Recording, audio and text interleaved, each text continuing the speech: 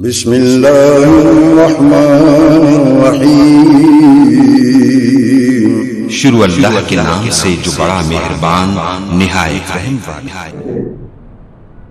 جبریل امین آئے اور انسانی شکل میں آئے۔ رسول اللہ صلی اللہ علیہ وسلم کے ایک صحابی تھے حضرت دہیہ کلبی رضی اللہ تعالی عنہ، اکثر جبریل ان کی شکل میں آتے، بہت خوبصورت انسان، صحابہ کرام میں حضرت دہیہ کلبی بہت خوبصورت انسان۔ بعض سیرت نگاروں نے لکھا ہے کہ جب وہ گلیوں سے گزرتے تو عورتیں دیواروں کے اوپر سے انہیں تکا کرتی تھی، دیکھا کرتی، اتنے حسین، گویا اس امت کے یوسف تھے۔ جبریل امین اکثر ان کی شکل میں آتے، رسول اللہ صلی اللہ علیہ وسلم کے پاس آئے، سیاہ زلفیں، سفید لباس، بالوں سے پانی ٹپک رہا ہے، ایسا لگتا ہے کہ ابھی اس نے یہیں غسل کیا اور مسجد میں بیٹھ گیا۔ لیکن حضرت عمر کہتے ہیں کہ ہم میں سے کوئی بھی شخص اس کو نہیں جانتا کہ یہ کون، کیونکہ مدینے کے ہم ایک ایک بندے کو جانتے تھے، یہ لگتا ہے کہ یہ مدینے کا نہیں، باہر سے آیا، لیکن باہر کا ہم اس لیے نہیں مان رہے کہ باہر سے جو لوگ آتے ہیں ان کے جسم پر سفر کے آثار ہوتے ہیں، داڑھی میں بالوں میں مٹی ہوتی ہے، دھول ہوتی ہے، کپڑے میلے ہوتے ہیں، پسینے کی بو ہوتی ہے، تو یہ تو ایسے لگتا ہے جیسے بس مسجد میں ہی اس نے غسل کیا اور یہی کپڑے بدلے اور یہی بیٹھ گیا، یہ کون؟ اس نے آتے ہی سوالات کیے، سوالات کافی سارے ہیں، لیکن یہاں میں صرف اس حدیث کا اتنا حصہ پیش کروں گا جو میرے موضوع سے متعلق۔ اس نے پوچھا اخبرنی عن الایمان یا رسول اللہ صلی اللہ علیہ وسلم، اللہ کے رسول مجھے ایمان کے بارے میں بتلائیے، ایمان کیا ہے، ایمان کسے کہتے ہیں؟ آپ نے اسے 6 باتیں بتائی کہ ان 6 باتوں کا نام ایمان ہے، اگر اس میں سے کوئی ایک بات بھی نہ ہو ایمان نہیں۔ ان تؤمن باللہ 1، وملائکتہ 2، وکتبہ 3، ورسلہ 4، والیوم الآخر 5، والقدر خیرہ وشرہ من اللہ تعالی، اور تقدیر اچھی ہو یا بری اسے اللہ کی طرف سے سمجھنا، یہ 6واں رکن ہے ایمان۔ جبریل امین نے رسول اللہ صلی اللہ علیہ وسلم سے پوچھا، آپ نے جواب دیا اور آپ کی زبان سے صحابہ تک گویا ایمانیات کے مسائل کو پہنچا دیا۔ تقدیر ایمان کا ایک لازمی حصہ جو اللہ کا علم ہے، اللہ کا علم ہے، دنیا میں کام ہونے سے پہلے اللہ کو پتا ہے کہ کیا ہونے والا ہے، اسی کو تقدیر کہتے ہیں۔ وہ علم ہمیں مجبور نہیں کرتا، اللہ کو چونکہ صحیح پتا ہے کہ ہم ایسا ہی کریں گے۔ اب بہت سارے سوال پیدا ہوتے ہیں، اگر میری اولاد نہیں اور میری تقدیر میں لکھا ہوا ہے کہ جی اس کی اولاد نہیں ہوگی تو مجھے دعا کرنے کی بھی ضرورت نہیں، مولویوں سے درخواست کرنے کی بھی ضرورت نہیں، خود بھی دعا مانگنے کی ضرورت نہیں، کہ جب میری تقدیر میں اولاد لکھی ہی نہیں ہے تو دعا کر کے بھی تو کچھ نہیں ملے گا، کچھ نہیں ملے گا۔ زکریا علیہ السلام کی ساری جوانی گزر گئی، بڑھاپا آ گیا، منہ سفید ہو، بیوی بانجھ ہو۔ بانجھ اس عمر میں عورت ہوتی ہے جس عمر میں اسے مینسز نہیں آتے اور اس کے بعد وہ بچے دینے کے قابل نہیں ہوتی۔ بیوی بھی اس عمر کو پہنچ گئے، خود بھی اس عمر میں پہنچ گئے، اچانک دیکھا مریم علیہ السلام کے سامنے کچھ ایسے پھل رکھے ہوئے ہیں جن کا موسم ہی، جیسے مثال کے طور پر آج کے موسم میں آپ کسی کے ہاں جائیں اور وہ آپ کے آگے آم رکھیں. آم تو آتے جون جولائی میں، سردیوں میں تو آم نہیں آتے. وہ آپ کے سامنے آم رکھتے، آپ کو تعجب ہو. مریم علیہ السلام کے سامنے بغیر موسم کے پھل رکھے ہوئے. اب دل میں ایک بات آئی کہ یا اللہ، جب تو مریم کو بغیر موسم کے پھل کھلا سکتا ہے، زکریا کو بغیر جوانی کے بچہ بھی تو دے سکتا ہے نا. میری بیوی بانجھ ہے تو کیا ہو، میں بوڑھا ہوں تو کیا ہو، تو قادر ہے نا. اللہ کے لیے تو بڑھاپے یا کمزوری کا لفظ بولنا ہی کفر ہے. تو قادر ہے. تو دینے پر اتنا ہی قادر ہے جتنا میری جوانی میں تو قادر تھا، میرے بڑھاپے میں بھی تو اتنا ہی قادر ہے. چنانچہ اللہ نے جبریل امین کو بھیجا، فرمایا یا زکریا انا نبشرک بغلام. اے زکریا، تیری دعاؤں کو، تیری فریاد کو، تیری التجاؤں کو ہم نے عرش معلا پر سن لیا. انا نبشرک بغلام، ہم تجھے ایک بیٹے کی بشارت دیتے ہیں. اسمہ یحییٰ، ہم اس کا نام بھی خود تجویز کیے دیتے ہیں، اس کا نام بھی یحییٰ رکھیں گے. لمبی عمر والا. یحییٰ کا مطلب پنجابی اسی کا ترجمہ کر کے بچوں کے نام رکھتے ہیں، جند بڑا، جند بڑا، یہ یحییٰ کا ترجمہ. ہم تجھے بیٹا بھی عطا کریں گے، نام بھی اس کا ہم تجویز کیے دیتے ہیں. لم نجعل له من قبل سمیا، اس سے پہلے ہم نے آج تک کسی کا یہ نام تجویز نہیں کیا. یہ بھی تجھے سعادت بخشی، بیٹا بھی دے رہے ہیں، نام بھی رکھ رہے ہیں، نام بھی یونیک قسم کا. اس سے پہلے ہم نے کبھی کسی کا یہ نام تجویز نہیں فرمایا. اللہ نے بیٹا دیا. اللہ کی تقدیر میں یہ بات موجود تھی کہ زکریا بوڑھا ہو جائے گا، اس کی بیوی بھی بانجھ ہو جائے گی، اولاد کی عمر سے دونوں نکل جائیں گے.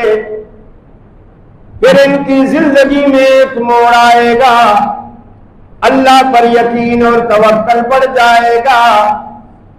پھر رب العالمین کے حضور زکریا سوال کرے گا، ہم زکریا کی دعا کو قبول کریں گے اور اولاد نہ دینے والی بات کو دینے والی بات کی طرف موڑ دیں گے. قبولیت کے نتیجے میں تقدیر میں کچھ نہیں بدلا. جو بدلا ہے وہ بھی رب العالمین نے پہلے لکھ رکھا تھا، لکھے کے خلاف نہیں ہوا. جو کچھ ہوا اللہ رب العالمین کی اس علم کے مطابق وہ پہلے سے موجود تھا. سورہ حدید میں رب العالمین نے فرمایا ما اصاب من مصیبت فی الارض ولا فی انفسکم. دنیا والوں، تمہیں کوئی بھی بات اگر پہنچتی ہے، وہ چاہے خوشی کی صورت میں ہو یا غمی کی صورت میں. ہم اردو میں مصیبت ہمیشہ پریشانی کو کہتے ہیں. مصیبت آ گئی، پریشانی. عربی میں مصیبت پریشانی کو نہیں کہتے. کوئی بھی چیز آپ کو پہنچتی، اصحاب یصیبوں سے جو چیز آپ کو لاحق ہوتی ہے، آپ کو پہنچتی، وہ اچھی ہے تو بھی پہنچی ہے، بری ہے تو بھی پہنچی. فرمایا ما اصاب من مصیبت، آپ کو جب بھی کوئی چیز لائق ہوتی ہے چاہے اچھی ہو یا بری ہو. فی الارض ولا فی انفسکم، اس دنیا کی سرزمین پر وہ لاحق ہونے والی چیز اس زمین پر سرزد ہو یا تمہاری اپنی جانوں پر آ پہنچے، الا فی کتاب من قبل ان نبرأها، مگر رب العالمین نے اسے تقدیر کی کتاب میں تمہارے وقوع پذیر ہونے سے پہلے لکھ رکھا ہوتا ہے. زمین میں ہو، تمہاری اپنی جانوں پر ہو، تمہارے ساتھ جو بھی بیتتی ہے رب العالمین نے اس لوح محفوظ والی کتاب میں لکھ رکھا ہے. ان نبرأها، دنیا میں اس کے وجود میں آنے سے پہلے رب العالمین نے اسے لکھا. ان ذلک علی اللہ یسیر، یہ کام اللہ رب العالمین پر بڑا آسان ہے. اور اس سے اور دیکھیے اللہ کے علم میں پہلے سے باتیں معلوم ہوتی ہیں. نبی مکرم نے جتنی پیشین گوئیاں دی ہیں، آج سے 1400 سال پہلے جو پیشین گوئیاں آپ نے دی، کچھ واقع ہو چکی، کچھ واقع ہونے والی ہیں. جو واقع ہو چکی وہ بھی غلط نہیں تھی، جو واقع ہونے والی ہیں وہ بھی انشاءاللہ غلط نہیں ہوں گی. مثلا رسول اللہ نے فرمایا قیامت سے پہلے عیسیٰ علیہ السلام دوبارہ آئیں گے، دجال بھی آئے گا، مہدی بھی آئے گا. دجال کو عیسیٰ علیہ السلام قتل بھی کریں گے. یہ ساری باتیں اللہ کے رسول نے بیان فرمائی. یاجوج ماجوج بھی آئیں گے، دابۃ الارض بھی آئے گا. ایک آگ نکلے گی مشرق سے جو ساری دنیا کو بھگا کر میدان معاشر کی طرف لے جائے گی. اللہ کے رسول نے یہ بھی فرمایا یہ ساری خبریں رسول اللہ صلی اللہ علیہ وسلم نہیں تھے، پھر آپ نے یہ خبریں کیسے دے دی؟ اللہ رب العالمین کے پیغمبر کو قرآن کہتا ہے ما ينطق عن الهوى ان هو الا وحی یوحی، ہمارا پیغمبر اپنی مرضی سے اپنی خواہش سے کچھ نہیں کہتا، وہی کہتا ہے جو رب العالمین اسے القاء کرتا ہے، رب العالمین اسے وحی کرتا ہے. بعض باتیں تو صحابہ نے دیکھی، بعض باتیں صحابہ نے دیکھی. سیدنا فاروق اعظم رضی اللہ تعالیٰ عنہ کہتے ہیں غزوہ بدر کے واقع ہونے سے پہلے اللہ کے حبیب صحابہ کرام کو میدان بدر میں لے کے گئے. آپ نے نشانیاں لگا دی، زمین پہ دائرے بنا دیے اور صحابہ کرام سے کہا دیکھو کافروں کا فلاں سرگنا یہاں گرے گا، یہاں مرے گا، یہاں گرے گا باہر کھا کے، فلاں سرگنا یہاں گرے گا، فلاں سرگنا یہاں گرے گا. سیدنا فاروق اعظم رضی اللہ تعالیٰ عنہ فرماتے ہیں میں نے وہ نشانیاں یاد کر لی، دل و دماغ میں بٹھا لیا. جب غزوہ بدر واقع ہو گئی، کفار میدان چھوڑ کر بھاگ گئے، لوگ مال غنیمت لوٹنے میں لگ گئے، میں وہ نشانیاں تلاش کرنے میں لگ گیا. فرماتے اللہ کی قسم میں نے جہاں جہاں اللہ کے رسول نے جس جس کافر کی پیشین گوئی فرمائی تھی کہ فلاں یہاں گرے گا، فلاں یہاں گرے گا، میں نے 1 انچ کا بھی فاصلہ نہیں پایا. وہ سارے کافر وہیں گرے جہاں جہاں اللہ کے رسول نے 1 انچ کا بھی فاصلہ میں نے نہیں پایا. اب یہ جو رسول اللہ صلی اللہ علیہ وسلم نے خبر دی، یقیناً یہ اللہ کی وحی کے بغیر ممکن نہیں تھی. اس کا مطلب ہے کہ اللہ کو پہلے سے علم، اور یہ بات واقع ہونے سے پہلے اللہ کے رسول نے بتلائی، اور اللہ کے رسول کو بھی واقع ہونے سے پہلے بتلایا. تو اللہ کو ہر چیز کا پہلے سے علم. دیکھیے ایک فلم کی سٹوری آپ سناتے ہیں فلم دیکھنے کے بعد، کوئی کمال نہیں، کمال یہ ہے ابھی شوٹنگ ہی نہ ہوئی ہو، سینما ہال میں لگنا تو دور کی بات، شوٹنگ ہی نہ ہوئی ہو، اور آپ بتائیں اس میں یہ کردار ہوں گے، یہ لوگ اداکاری کریں گے، فلاں جگہ لگے گی، کامیاب ہوگی، ہٹ ہوگی، نہیں ہٹ ہوگی، یہ آپ کا کمال۔ اللہ رب العالمین اگر دنیا میں یہ سب کچھ، دنیا کی ساری فلم دیکھنے کے بعد اگر اللہ بتاتا کہ اس نے یہ کیا، اس نے یہ کیا، اس نے یہ کیا، تو آپ کہتے یہ تو مجھے بھی پتا ہے، میرا بیٹا ہے، یہ تو مجھے بھی پتا ہے۔ اللہ کے علم کا پھر کمال کیا ہے؟ اللہ کے علم کا کمال یہ ہے دنیا کی فلم دیکھنے سے پہلے اسے پتا ہے کہ دنیا کیا کرنے والی، کون غریب ہے، کون امیر ہے، کون کیا کرے گا، کون کتنے حج کرے گا، کون حج کو برباد کرے گا۔ تو صرف تقدیر پہ تکیہ کر کے نہ بیٹھے، اپنے وسائل بھی آپ استعمال کریں، اس کے لیے کوشش بھی کریں، اللہ سے دعائیں بھی کریں، دعاؤں کا یہ نتیجہ انشاءاللہ آپ کو اللہ تعالیٰ دے گا، یہ دعاؤں کا ثمرہ آپ کو ملے گا۔ یہ جو قیامت واقع ہونے والی ہے، آنے والی ہے، زلزلہ برپا ہونے والا ہے، یہ سب غیب کی خبریں ہیں اور آنے والے حالات، اور اللہ نے پہلے سے بتا دیا، پہلے سے بتلا دیا کہ یہ ہونے والا ہے تاکہ ہم اس کی تیاری کریں۔